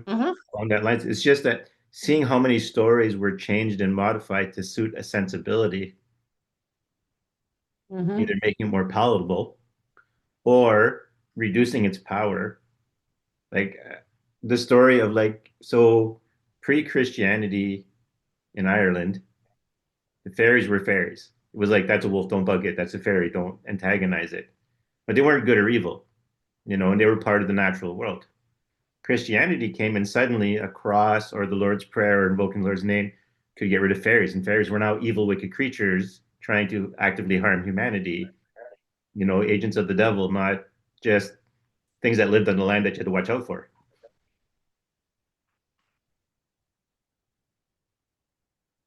Yeah, there's something about religion, again, all of them Right. being punitive, being a distraction. Like nobody needs it. It's like it's that plastic chair. We're Right. tethered to it, but regardless of religion, there's really no point. It isn't the point. Okay, thank you. Getting some clarity now. So, whatever religion you choose, Right. Christianity, Islam, Judaism, whatever, something else, Zoroastrianism, whatever your religion, it isn't the point. It's a diversion down a street of rules Hmm. into a path that isn't actually going to help. It's not necessarily going to hinder. It's just not the point. There's a lot going on beyond that. It's a very it's like being in kindergarten and thinking that nothing exists outside your classroom. Right. Yes. Yes. I've You know, used this as an example a lot of times over the years where I'm like, like I'll be sitting with someone else, like, hey, see this table we're sitting at? And I would take like something like the size of a cup and I go, okay, see what this covers? That's your religion. See all this other stuff? That's still what's out there spiritually that you're not touching because you're stuck in this little zone. yeah. And I'm not even going to say, that one's bad, that one's good, da, da, da. And you'll notice when I bring up Buddhism, it's always some wisdom from it. It's not a Mhm. rule, it's a Right. wisdom. And wisdom is its own thing, right? That's not a problem. It's it's simply its own entity. But religion here follow these rules. This is what we do, this is what we don't do. You must and you mustn't, and da da da.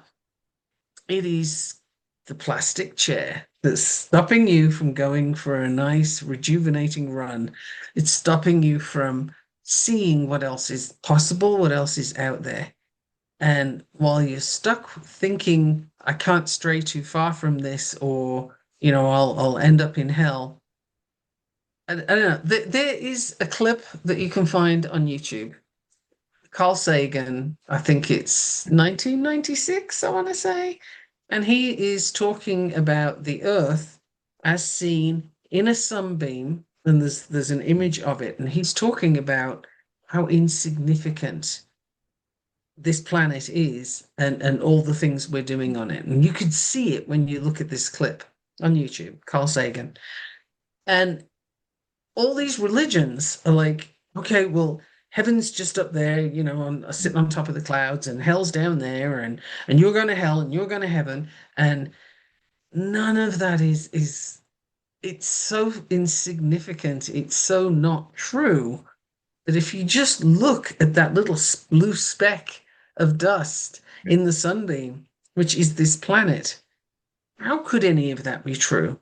There is so much more out there.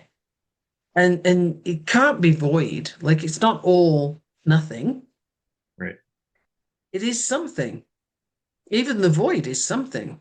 Yeah. So to be stuck on nothing exists beyond this cup on the table, or nothing is outside of my kindergarten room, that's what we're doing with religion. That's what religion does. It keeps you stuck in that little speck of, in fact, in a particle of a speck is where you're stuck with your religion. And Mhm. then people use religion to fight, but it's not honestly the religion they're fighting over, it's the control they're fighting Right. over. It's the bragging rights of who is right. And whoever is the winner is right. This is such kindergarten nonsense, right? Like your teachers have to get you out of that. It's it's infantile, and that's where we're at. Yeah. We're Well, very and this goes back, infantile. right?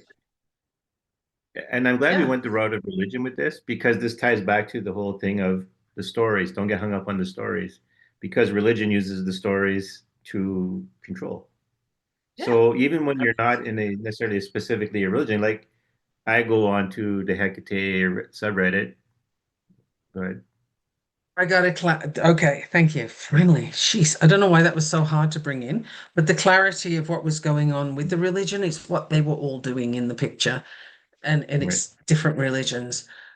They are all doing magic. Every single one right, of them is doing magic? What do you think prayers are? What do you think Right. miracles are?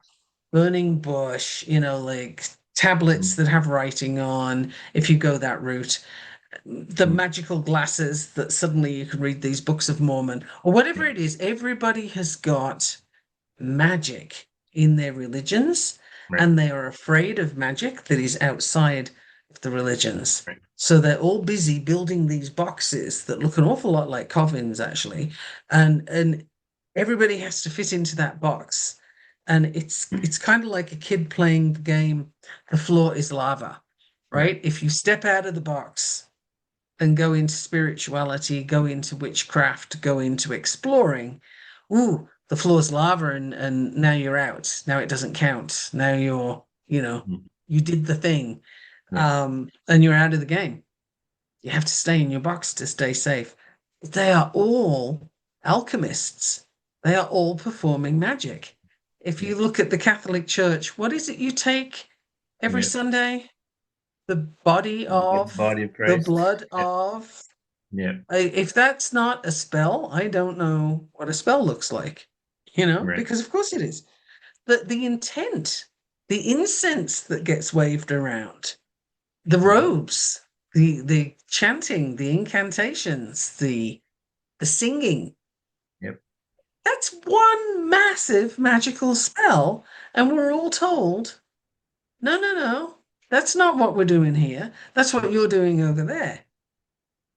Step out of that. It's not true. They are lying to you. They are lying to themselves. And yes, I described Catholicism because I happen to know what it looks like, but they all have it. Yep. All the religions have their box, and if you step outside, the floor is lava. It's, Mhm. and it's totally not the point. And that's the thing, right? Like I said, like it extends even beyond really. It extends to whoever tries to control the story. Yes. Religion came in So particularly yeah, strongly in that dream, though, because yeah. they were all Well, it's the hunched best over their example. It's spells. the best example you can give. They were all hunched over their spells, and it was all the religions, not just one. Yep. It's not this religion's good, that religion's bad. It's the concept of religion. That is where things go awry. Just codifying it, Yeah. writing it down. No. That's the thing, right? Because yeah, because we do have to kind of sink in the idea of you've been doing more magic than you realize your whole life, especially if you have a religion. Your religion who's What's telling the you beat you baptism? over the head of yeah, yeah. What are you doing with the baptism? What's the point of that? Oh, Mhm. I get into heaven if I do this. I don't if I don't. I'm going to say that would be a little bit of magic right there, right? But I'd almost kind of argue, almost since we've been doing all these named spirits, except for a few exceptions, I've been doing a baptism every week for myself with the new spirit under their guidance. And it's a magical thing. Yeah. But that's my point. Churches all over the place do them. It's a magical thing. If you look at Islam and Judaism, for males, who in those religions still are the only ones that count, for males, they have the circumcision, which is the covenant. It's Yeah. okay. That would be a pretty strong magical sacrifice, would it not? Yeah. That is a Well, that's the whole sacrifice. point of it, sacrifice. Yeah, it's Oh, yes. fascinating. Yep. Another image that came in the dream. Sorry, I have to keep going with this Oh, or I'm go gonna ahead. lose it again. But in the story of Abraham Hmm. and being told to go and kill his firstborn as a Right. sacrifice, okay. First of all, let's just underline that for a moment. What is this that demands a sacrifice? And then, secondly, when at the last moment the sacrifice was called off, right? No, no, no, you don't have to kill your firstborn after all. But you do have to kill a goat, Yeah. right? You got to get the scapegoat. You do have to kill a goat. That is a blood sacrifice. Yeah. That is, and it's an unwilling one, what's more, right? So what level of magic are we talking with that? That is deep and dark magic right there. Hey, all the Abrahamic religions. use those stories, right? So this is not a Jewish thing. This is all of the Abrahamic religions. So whatever branch you are, sacrifice is at the heart of one of the most pivotal stories for any of those religions. Let's sacrifice some more. Why are we not looking at that and saying, excuse me, but this is high magic? Yeah. Well, and that's Alistair part of Crowley didn't come up with stuff like that, you know? Like this is big stuff. And we this is fine. I accept that. Everything that's written in the Bible is as it's supposed to be. Okay. Really? You're gonna go with all of that? Wow. So the what's coming forward from all of that is religion is a sidetrack that does not move you forward. right. It cannot move you forward because of the rule book. Yeah. And It's incorrect. yeah, it's I'm I'm just gonna follow this. So Right. we're harping on religion so much because religion of the power it has right now in the Yes. imagination of people. It has over countries, politicians, how they use it. Because the real thing is, right, is who is trying to control the stories. Because like I've mentioned a few times now, but I'm just mentioning this to give those listeners who are further ahead in the game something. It's the control of the stories. Religion has the biggest control over a certain set of stories that the majority of the world follows and makes use of, or at least references. And that's why They will religion is kill being for harped it. on, and those religions specifically, because it's like, People will and have killed for it. They have killed in the name of those mm-hmm, magical practices. yeah, and So when people are, oh, witchcraft, that's dark magic. Oh, go read your book. Like, come yeah, on. That's the darkest stuff you can find anywhere. Don't worry about yeah, shadow work. That's shadow mm-hmm, work's just dealing with your own shit. This is some high yeah, magic, black magic stuff. yeah, So how interesting is it that we've come all this way around to taking something that's clearly high magic, claiming that it isn't, and then we mm-hmm, all have to live by it.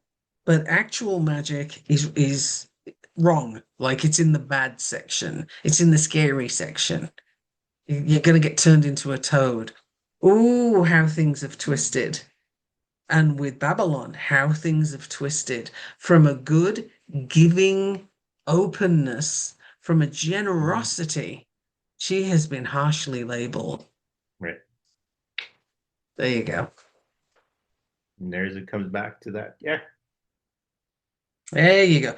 Boy, that was a tough one to get. Usually the images are clear and then I have the wording to go with it, but that one was fading in and out and giving me a hard time. I don't know Well, what that was about. one of the big themes running through today was trying to get to it. No matter how many things we fumble over, we're going to get to an idea.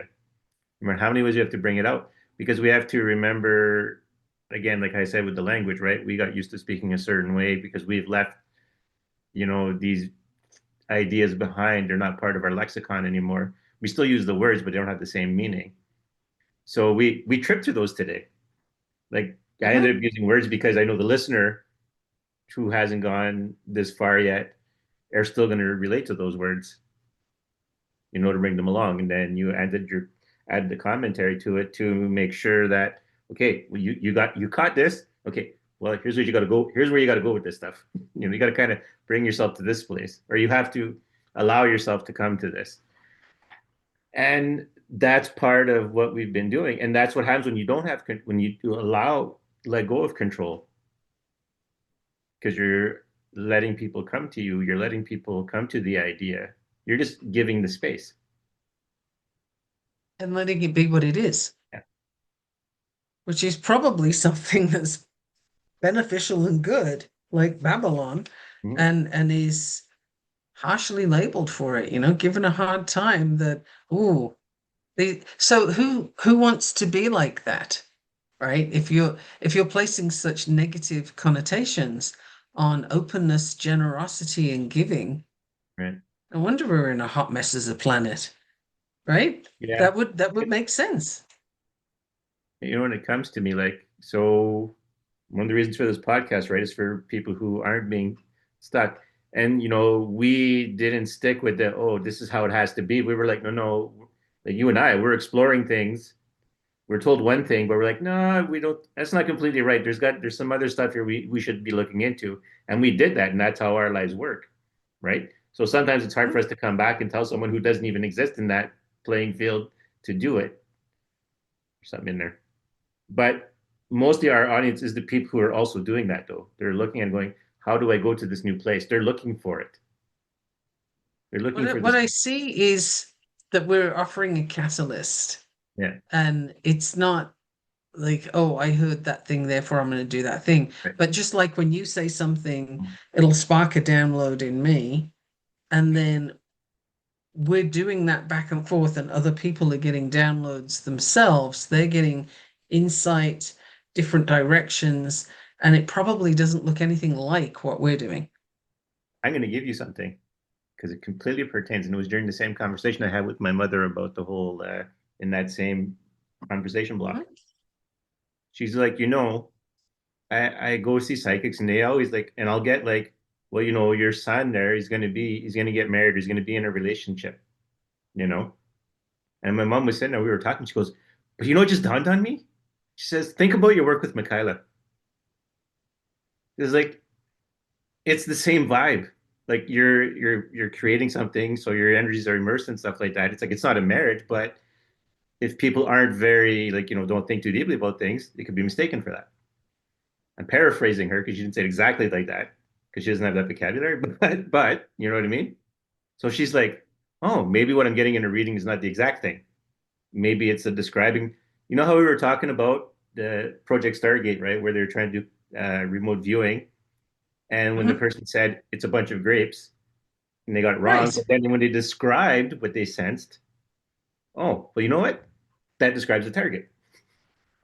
So she Because kind we of have brought to up, use our lens. yeah. So she brought up like maybe it's not so much interpreting, or that's me adding on to her conversation. It's not about interpreting. It's about taking what you know and describing what you've received instead of Yes. yes. And I have found, like, my personal experience is when I try and change what I'm seeing, or Mhm. soften it. I did that with somebody. I told you that last week, I remember. In human design, I tried to soften something and it wasn't right. Like, I can't do that. So how it works when you see things, so the Mhm. psychic is probably seeing Right, stuff. When you see something, you just have to describe what you see, right. because the other person, the recipient, will know.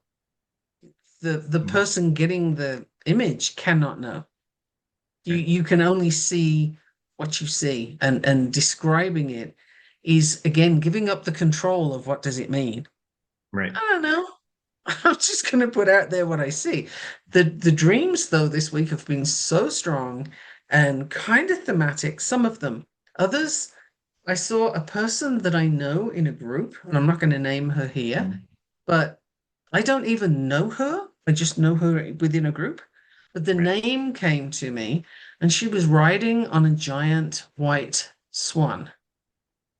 And I have no idea what the significance of that was. And I'm still trying to figure out, can I tell this person about this? I don't know. Other people have come into my dreams, and I don't know if I can tell them what I saw. And it's happening a lot. So obviously I have to answer the question Right. of whether I can tell them or not, and how. Because if they're not in this sphere, if they're not used to hearing such things, Mhm.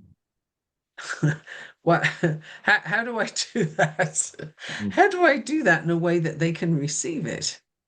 And that kind That of is very touches on important. something you said last week, Right. of being told you should have asked me first, Yeah. right? And in these dreams where these people are coming to me really clearly, and I don't particularly know them, but I know who they are, kind of thing. And it's like, can I tell them about that? It seems really significant, but I don't know how to do that. Like I Well, don't know where my lines are. yeah, but part of it, right? Like, because remember, Oya was very clear. Oya was like the messages for the person. It's not the messenger's job to decide whether the message should be revealed. So, what I would offer Mhm. is that if you're not feeling compelled to give the message, then you have time to let it, because there might be more yet to come. Maybe. It was just interesting. So I haven't had this experience before where the person coming is somebody that I am aware of. I know of them. There's communication happening, but they don't particularly know me, right? Right. Like you know each other in a group or something. Um, and it's just so weird that they're coming through so strongly and the name is spoken. Mm. I'm like, why? I haven't had that before. Why is that happening? So Yeah. this is going to be a journey of it'll be interesting when it sorts itself out Yeah. and who else is coming and in what form. But so so that's like a journey I'm on, and I don't even know what it is. I'm Right. just doing the thing. I have no choice really. I mean, the thing is happening. And Yeah. and I'll just wake up and be like, why? What was that for? Uh, what do I do with this? It's kind of interesting. And I guess all of that just came out on the podcast so that maybe it illustrates to people that sometimes you really just don't know, but go with it anyway. Yeah.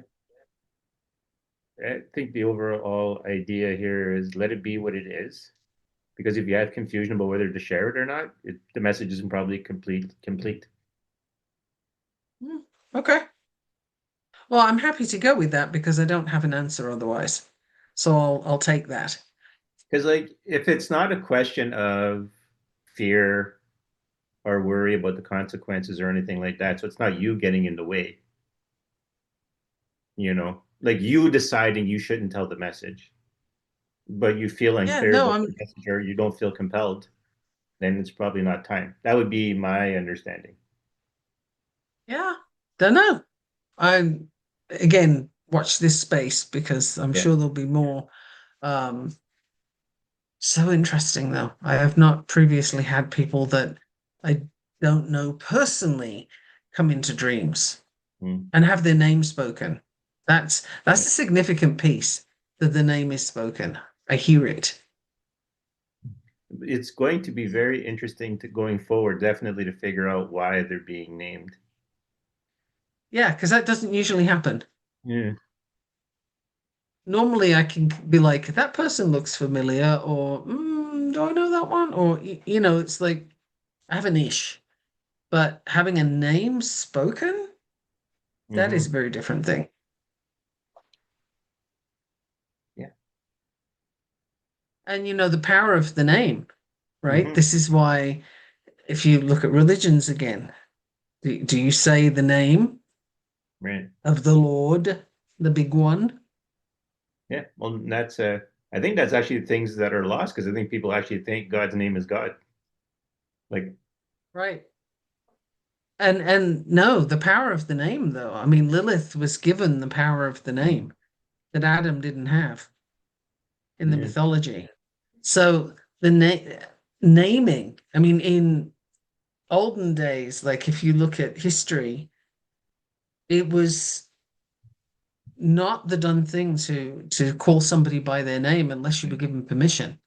Yeah. You had to have permission to use their name. You would use their title otherwise, or refer to them in some other way, but not actually use their name, right? And if you think of even modern times, this just kind of popped up in my mind. That infamous incident in the awards where Will Smith jumped up and went up and Yeah. thumped Chris Rock. What did he say? Keep my Yeah. effing wife's name out of your mouth, Out of your damn mouth. Yeah. right? And Yeah. isn't that interesting that that was what he chose to say at that time? It's like it's a thing. There is a power in the name. There's a whole vibration with it. Your name is important.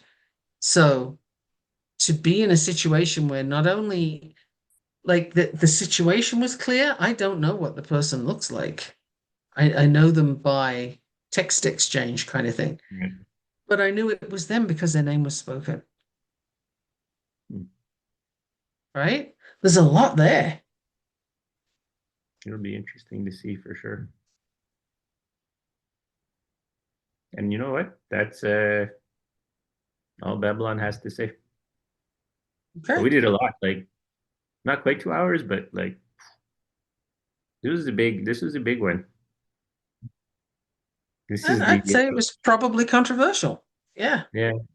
Well, we basically just put the nail in the coffin of religion as far as we're concerned, and story keepers or story gatekeepers in general. Uh-huh. So we've shaken Yeah. up a lot of people's practices. I hope so, because that's very, very limiting. And it's not true. It's Yeah. totally not true. It doesn't matter which religion you pick, they're all doing the Yeah. same thing. I kind of, well, not kind of. I expect that going forward, the spirits are going to be even more doubling down on the idea of you can start with the stories, but do not stop there. We are going to do what we are going to do. And if we don't match the story you have, it doesn't matter. Drop the story.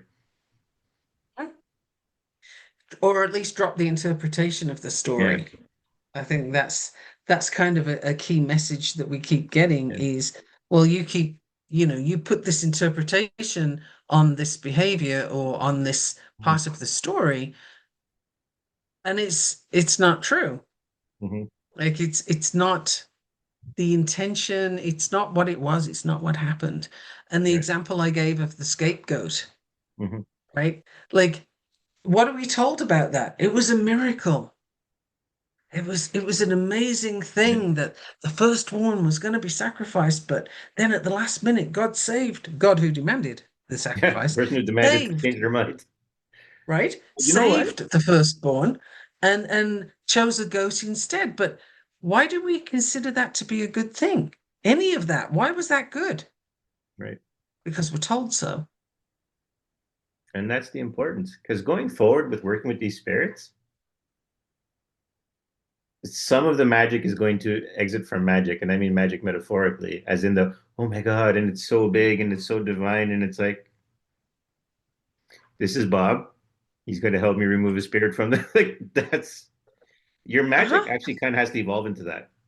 Not disrespectfully, but No, with not that kind of disrespectfully, but understanding of it so that you can do the magic properly. So you're not always putting mystery onto it and it's a getting more relationship. money. Yeah. It's a relationship, and nature is the one thing that you can actually trust and rely on, Right. right? Like day will follow night. Mm-hmm. There will be storms. Mother Nature is pissed at the things we've done to the planet, and but there are things. Nature will do its thing. Every spring, things will Mm-hmm. regenerate. In winter, things will die off, and they'll hibernate and they'll sleep. And the seasons are Right. something true, something you can rely on. So when you work with nature and aspects of nature, where did medicine come from? Mm-hmm. Nature. Witches were considered evil. Why? Because the church said so. Why? Because women, wise women who knew how to use the herbs, were able to heal way better than the church's prayers could. Guess why? Right? Like full circle. These lies were doubled down on, and it was all about control and power. Yeah. I'm going to be in charge of this, and they can't be. It was perceived as a threat. Women's Right. sexuality, it's a threat. You got to label it. Mm-hmm. You got to say that's a bad thing. Why? Yeah. Like I said, I repeat this for the upteenth time. I've grown very weary in only in the week of knowing about this spirit, I've grown weary of that characterization of demonizing the sexuality of her. I'm like, and I've only known this entity for a week. That's it. Right? But it's Yeah, just it's pervasive. It's done everywhere and on so many levels. Like, yeah, oh, if it's a behavior that in a man is assertive, in a woman it's bossy, right? It's desirable for a male to do that, not for a yeah, female. And we could, go off on a whole other podcast episode about that and label it. But the point really is that we allow it, that we buy into it. It's that plastic chair. And right. then, and religion is the important one that keeps coming up because there's so much Mhm. control, because Yeah, people die for it, and because it's used to oppress. It will, it's used to oppress people who are LGBTQ, female, like mhm, pick a thing. People can yeah, easily be othered when it comes to religion. And so it's like the ultimate pathway to controlling people. right. That is very. It's funny because she's done. She's done, done. Even though we're still And basking in the glory of what we did and the discussion, it's like she's done. She's moving she's on to like, her. okay, I'm out of here. You guys are boring. Well, I'm just saying. But so now we got to figure out the next one. I thought it was going to be because I kept hearing Omlu. I thought maybe that's the name of the next one, but it's not. He was just there for a very specific purpose with her. So, okay, I don't even know what to do with this image that I'm getting. Well, So I'm getting a mask. let's. Oh, okay. Could be African. Mask. Okay, so this is in the whatever as we have discussed, right? It's one image leads to the next image leads to the next image. What I'm specifically getting, the mask I'm specifically getting is the Green Goblin from Spider-Man. Lord. Okay. Yeah. So where are we going from So, there? Because it's going to rely on how I view that imagery, right? Unless they're trying to tell you something. But that's so where do we go from there?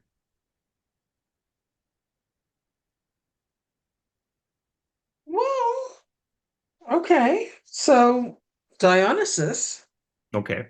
is known as the masked god in All Greek right. mythology, and his numerous aliases like Bacchus, Right. Bromius signify his mysterious and transformative nature. Mm. Could We're that be the close. one? We're close. That's not Close. the answer, but we're close. We're on to something. Okay. Because he would have been Okay. another good one because he would have been like Babylon, he would have been another god who's like seems a certain way, but there's a purpose to it. And it's like, Ooh, it's getting something kind of interesting here. Well, mask. Lord of Shadows, Master of all thieves, the Shadow Lord, God of Thieves, Blackheart. ooh, that is no, that's it actually. And that would make sense with Okay. the But this is goblin this Spider-Man. is not, I'm not sure that this is What a real thing. Is it? I don't know. what do we got going? Where does it I come think from? it might be something from D&D even, I don't know. Oh. Well, they do draw from actual real stuff. Okay, well let's should still be explored because they'll take real things and they'll modify it to their Uh-huh. purpose. Okay. So Godsbane, does that mean anything to you? what is it? Godsbane. During the time of troubles, Mask took the shape of a powerful blade called Godsbane. No. No. I'm not sure that this is accurate. So I'm getting what's keep coming to me. So the whole Green Goblin thing, right? Because there is a whole shadowy nature to it. There is do I want to say sinister? Prince of Lies? Let me see. Let me. Oh, Trying to think what I don't direction this suppose is. Lucifer wants to show up, does he? No. Try goblins. I think it's actually it might be goblin related somehow.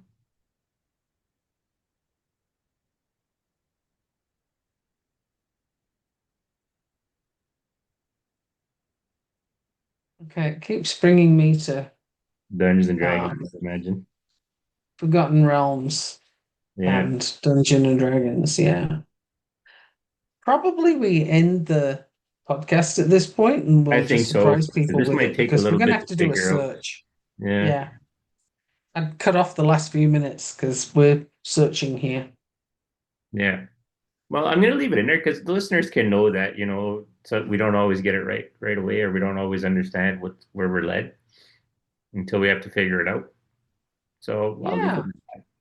But okay, so for everyone, we're done here. We're gonna try to keep figuring this out because there's no point of you listening to us talking to that search mode because that doesn't make for anything resembling an exciting podcast moment.